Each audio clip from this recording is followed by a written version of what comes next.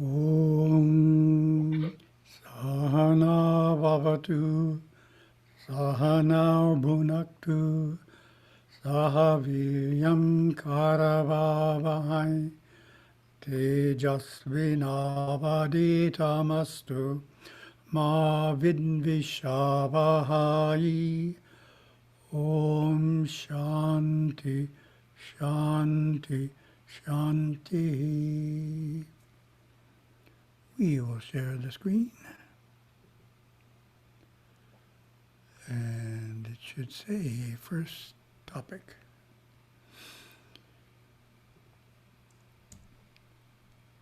First topic, God of fear, God of love.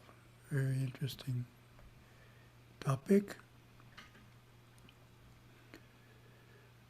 We got a story on this one.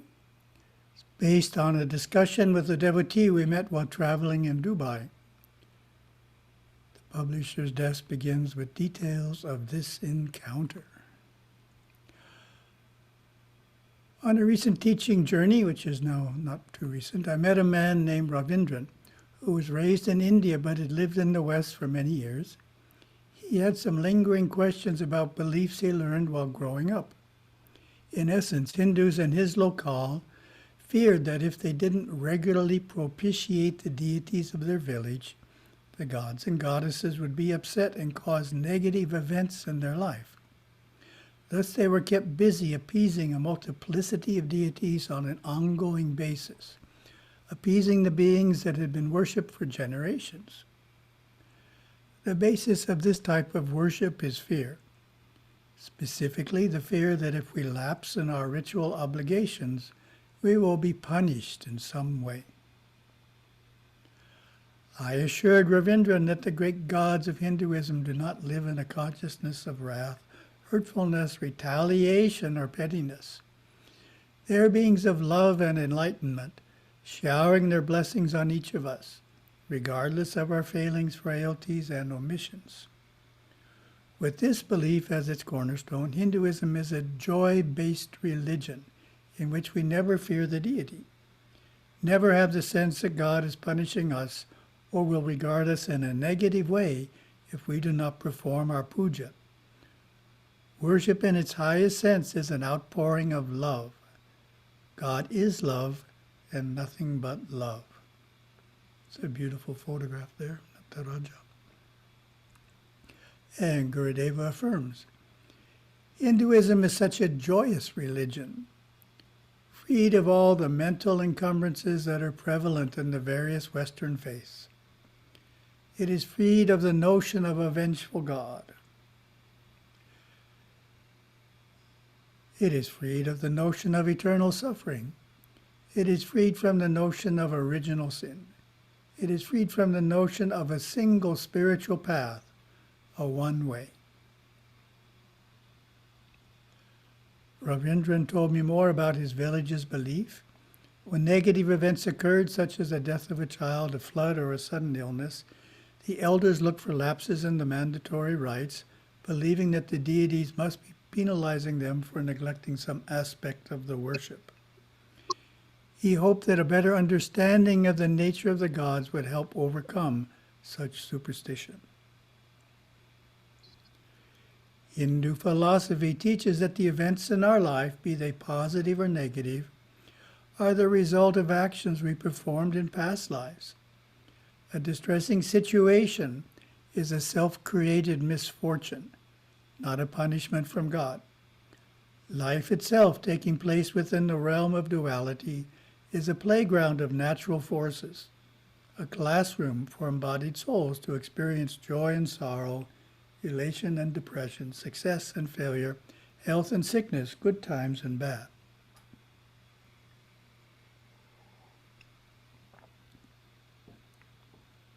Sometimes I still run into this on a larger scale, which is, something like the COVID-19 pandemic.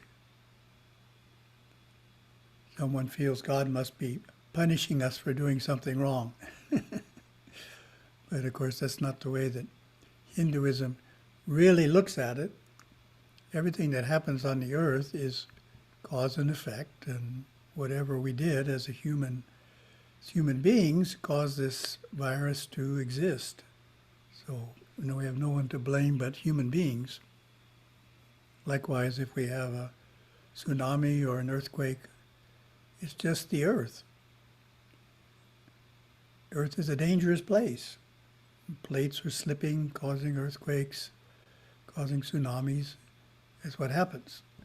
It'll always happen. It's a dangerous place. So that motivates us to move forward in our spirituality, knowing we're living in a dangerous place.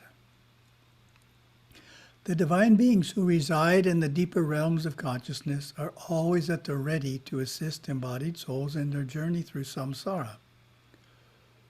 Pooja rituals are performed not to propitiate them or mollify their wrath, but to adore them and invoke their blessings and guidance.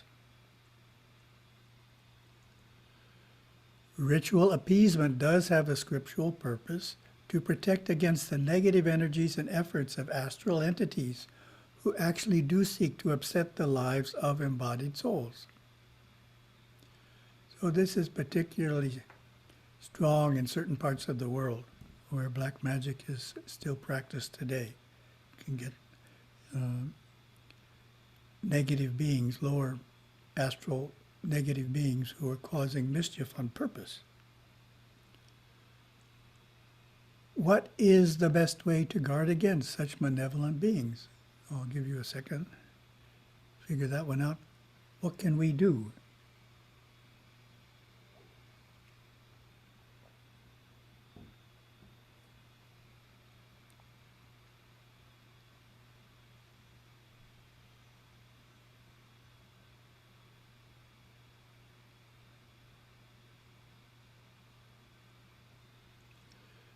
Gurudeva taught that the best way to guard against such malevolent beings is to build positive spiritual force fields by invoking the protection of higher and more powerful benevolent beings, the gods of Hinduism.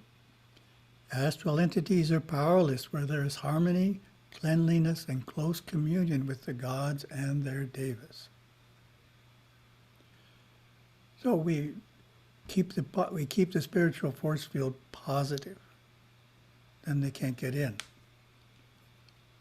And likewise, if we're living in a rented place and it can be impacted by whoever's lived there before, and therefore we may have to have a priest do a blessing to get some of these beings out, which could reside in places that lots of people have lived in before we do.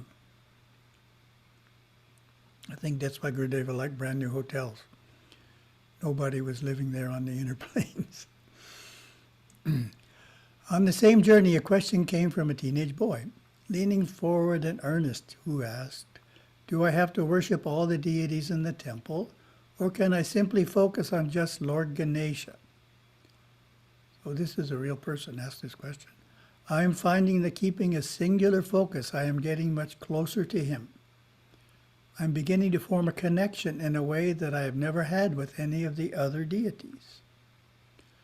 I replied in the affirmative, that it is fine to focus on just one deity. In fact, this is the pattern followed by most Hindus. However, it is only fitting to honor and acknowledge all the divinities when in the temple.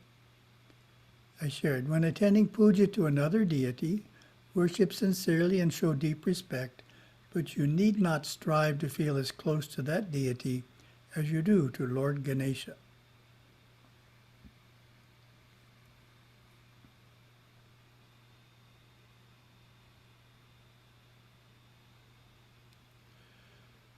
So if someone asked you that question, is it okay just to focus on one deity, not try and give them all equal attention? How would you answer that question?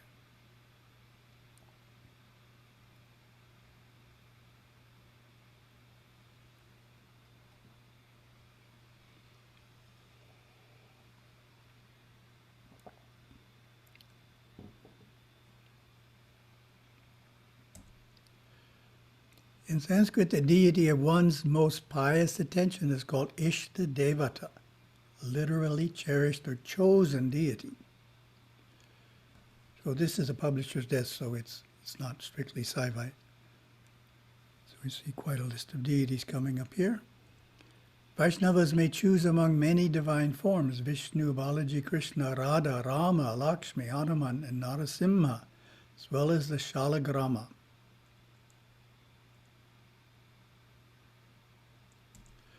Smartas traditionally choose their Ishta from among 6 deities: Shiva, Shakti, Vishnu, Surya, Ganesha, and Kumara, or any of their traditional forms. So that's Shanmata, the 6 denominations or 6 deities of Smartas. Shaktas, who worship the divine as the goddess Shakti, may focus on one among her many forms, from the furious Kali, the benign and graceful Parvati, or Ambika.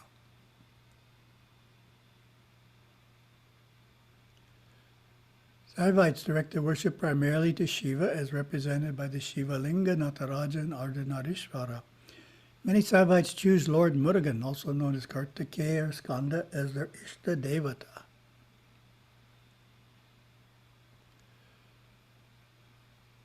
Gurudeva, a staunch Saivite, taught us to worship Shiva as the supreme god, while starting with the worship of Lord Ganesha, who he explained is the closest god to the material plane of consciousness, most easily contacted and most able to assist us in our day-to-day life and concerns.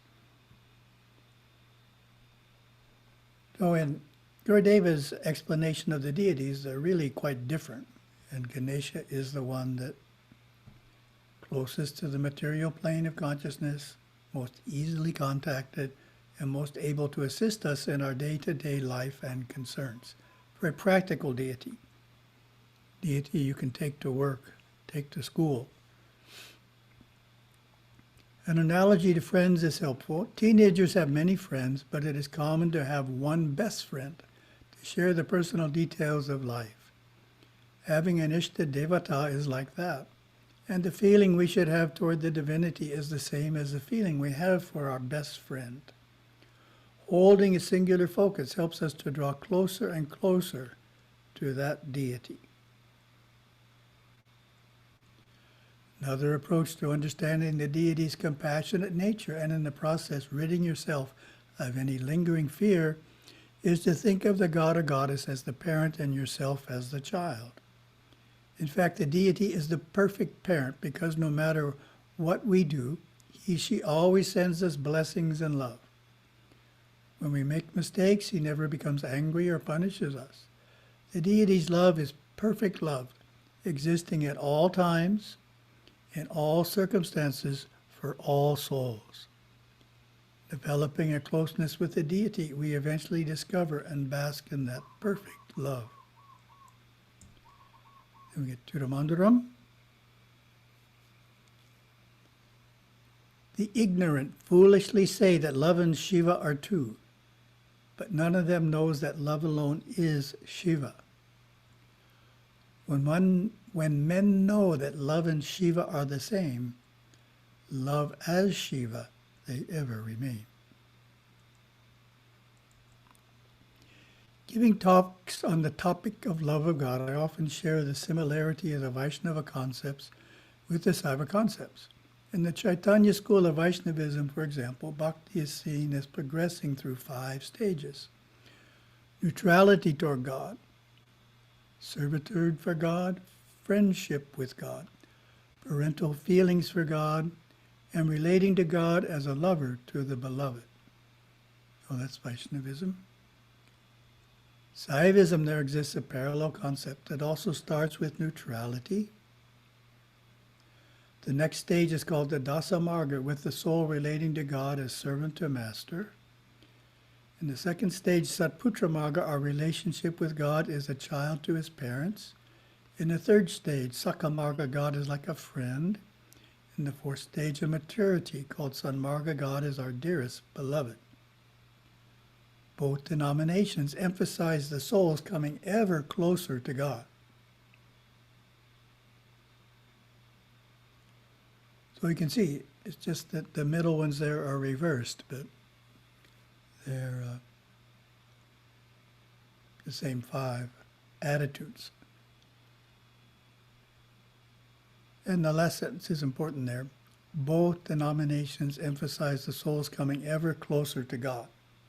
That's a simple way of explaining what Hinduism is all about in a theistic way. Theism is easier to understand for most people than monism, unless the person is philosophically, monistically inclined. So, we have God up here and the soul's down here, and we're trying to move closer.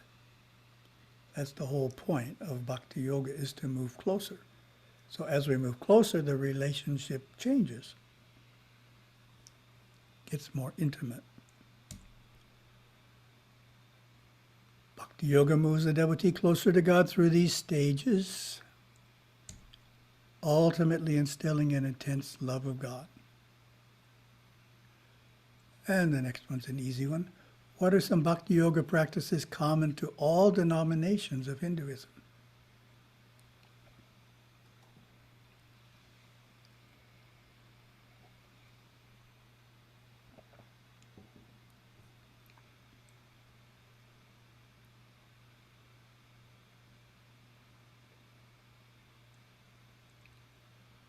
Give you a second.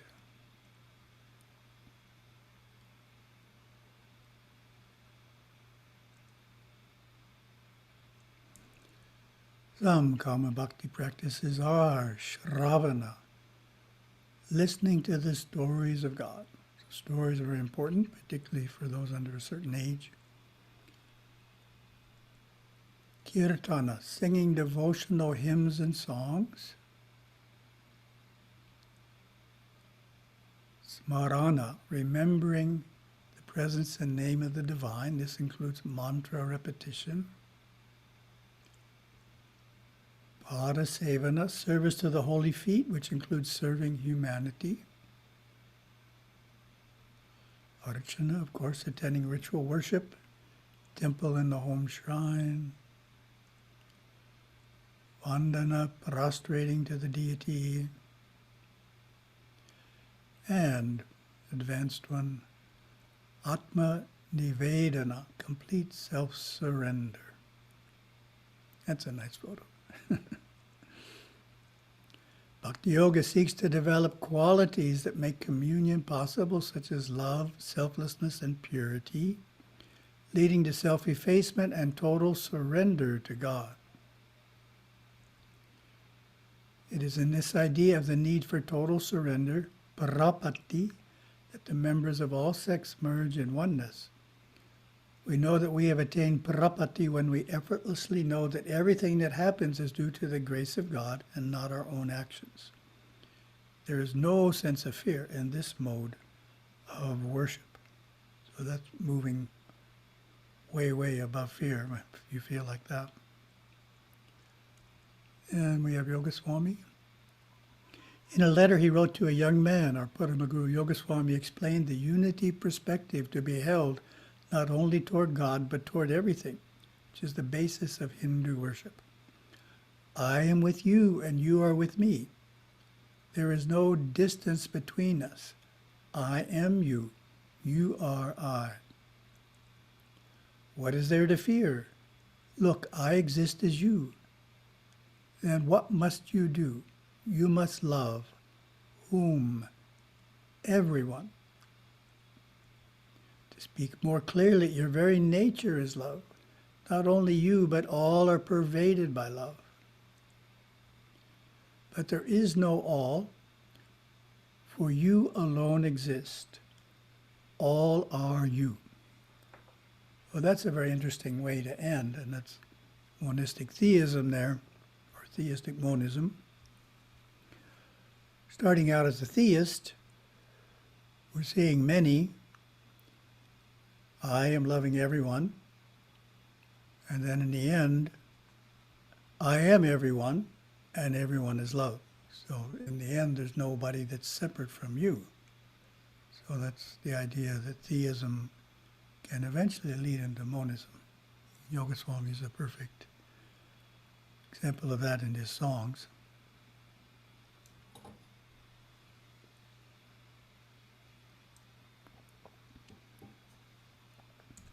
Our second topic is a cute story.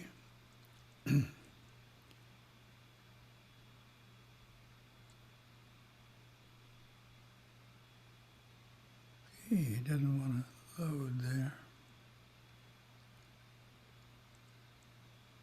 There she is, Mugda Shinde.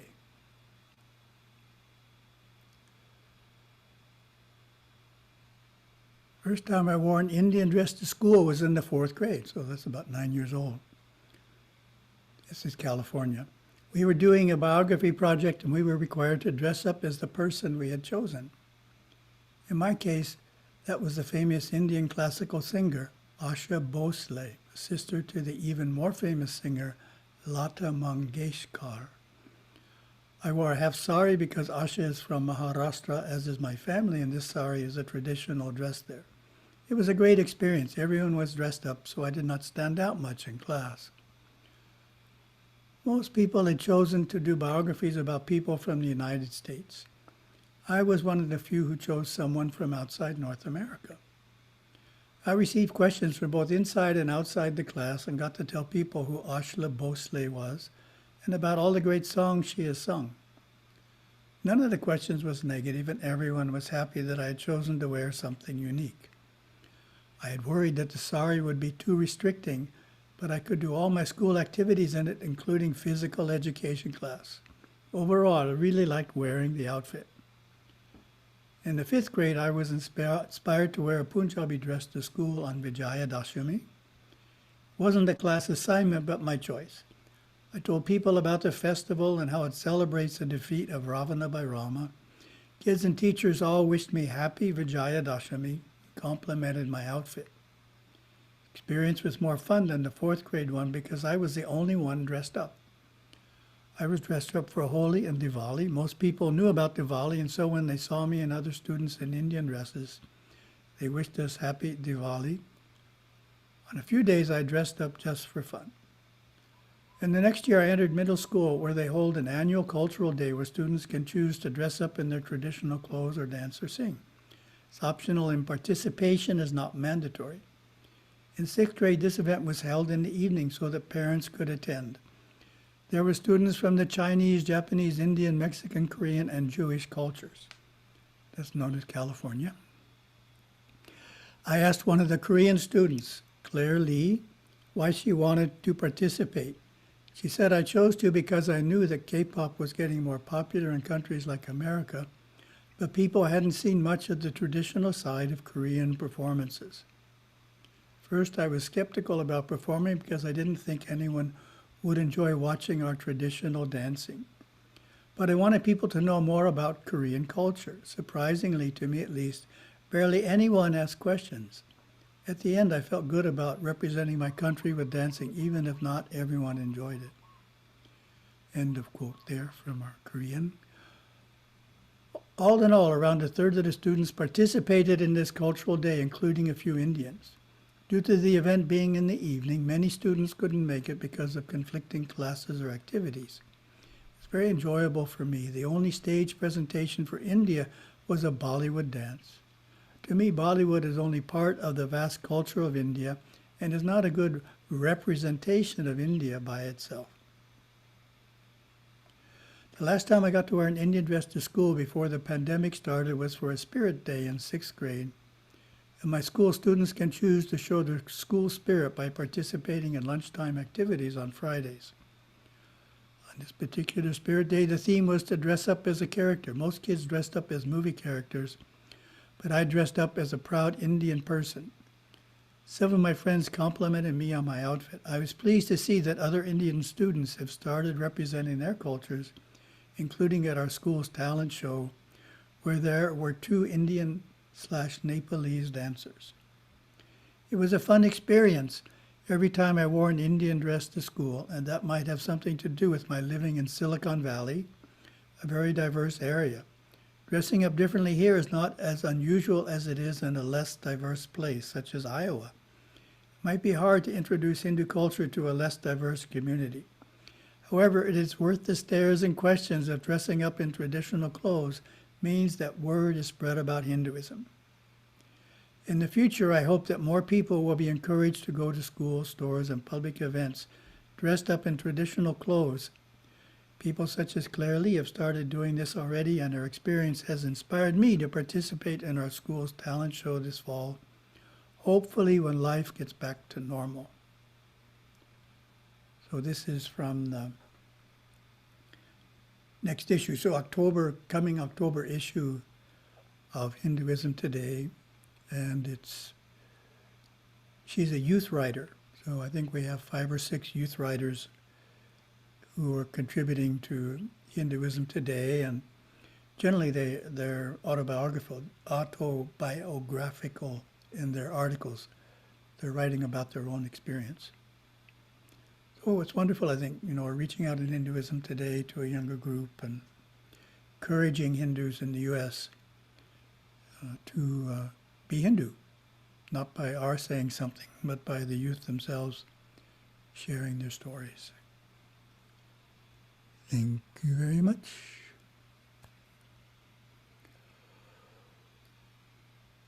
Om Sahana Bhavatu. Wrong chant.